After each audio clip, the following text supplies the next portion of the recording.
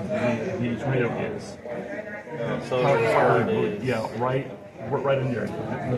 And then we'll back it up a few frames.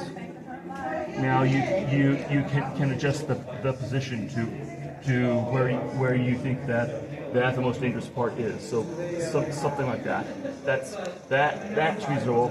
Now click the track button up there on the upper left, and then change the type of warning to tornado.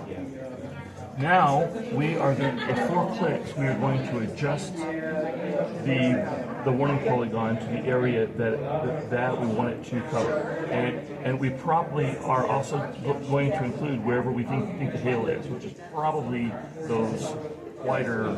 Yeah, those wider particles right there.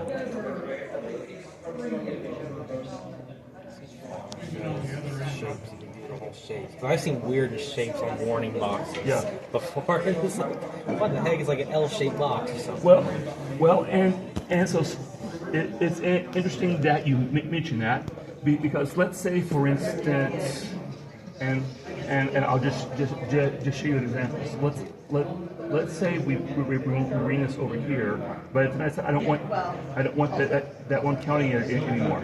So I can right click on it, and so those areas that are stippled are what's actually going to be in the warning, and then I can change this to a warned hatched area, and then it snaps it. Yeah.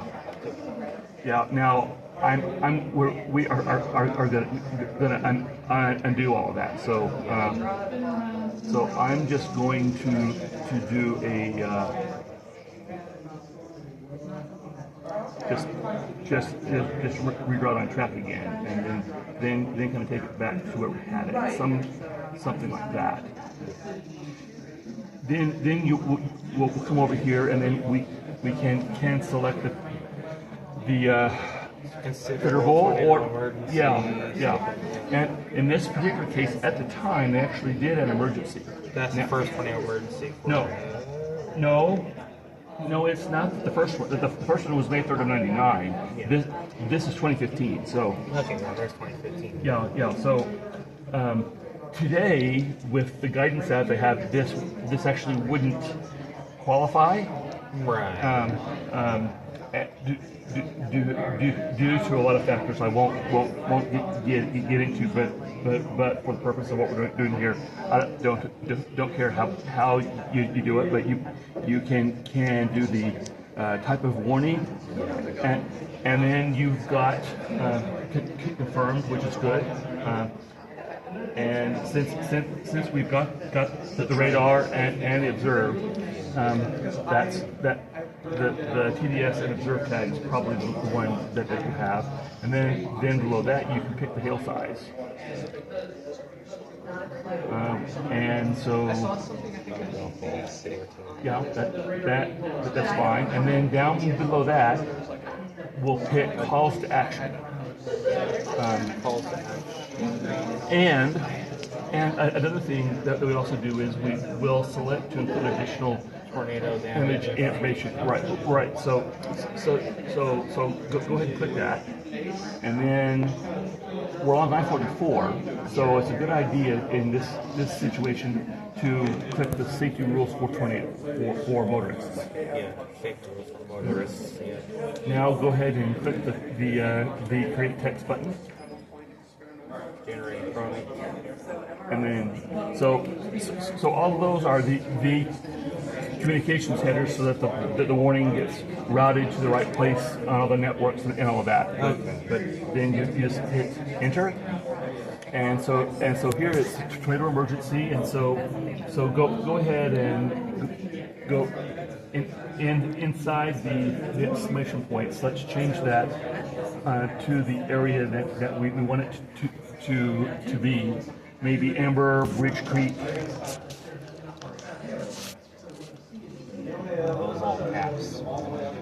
That doesn't matter.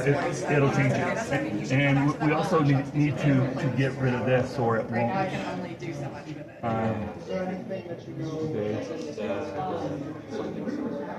Okay.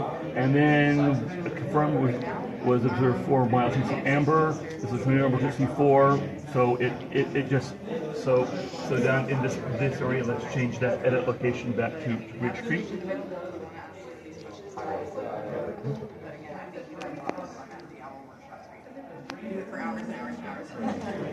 And then radar confirmed tornado, and then it says at whatever time. Enter time, enter tornado report. Right, and so if we go back to our Wessel window, so at, in this case, 4:49. 449. Yeah, Oh, I gotta click on it. yeah. See, in a high pressure situation like this, with the mouse being sensitive. 449. Yeah. That's PM. Yep. A tornado was reported over I-44.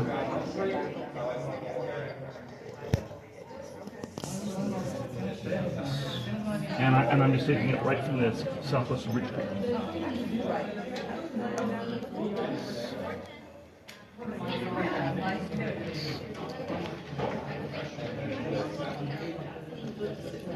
Then at the very bottom, you'll come and sign it, and yeah, however you want to identify yourself. Yeah. And then when we selected the motorist tag, that is what caused this paragraph. Yep, not take shelter under highway Yep. overpasses. Yep. Yep. Unfortunately, they do that all the time. Yeah. And then we're done. So click send. Send it out. Live action product. Go ahead. Are you really sure? Yep. Oh, so it does go through. That's like, are you Yeah. really sure you want to Are issue you- this warning? Yeah. Are you sure you got it all good to go? And because it's an emergency, are you really sure? Your watch Warning will expire at 5:15. So at this point in time, go ahead and click OK, and the warning has been out. And warning has been yeah, issued. and if you just want to verify that it's been issued, let me move my mouse over here again. I'm going to turn off this, and I'm going to load, which I'm meant to have loaded on here already, local warnings. And There we go. there it is. And it became super bolded because it's an emergency. Yeah, Super Bowl is emergency. Yeah, yeah. So that's how it done. So when you did that, all the cell phones are going to go off. TVs are gonna blare. Everything.